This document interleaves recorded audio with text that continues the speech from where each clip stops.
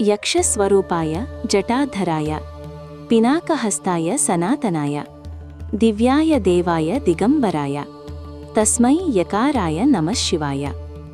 భావం: యక్షుని రూపంలో ఉన్నవాడు. కొన్ని సందర్భాలలో శివుడు యక్షస్వరూపుడిగా వర్ణించబడ్డాడు. జటలను ధరించినవాడు. చేతిలో పినాకము అనే ధనుస్సును పట్టుకున్నవాడు. ఆది అంతమూ లేనివాడు, సనాతనుడు, దివ్యమైన తేజస్సు గలవాడు.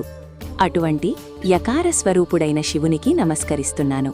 పంచాక్షరమిదం పుణ్యం యః పఠేత్ శివ సన్నిధౌ శివలోకమవాప్నోతి శివేన సహ మోదతే.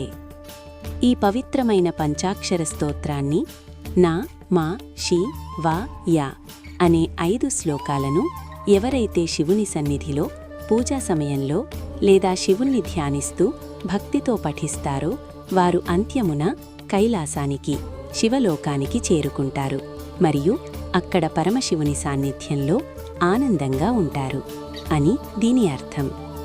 ఓం నమః శివాయ.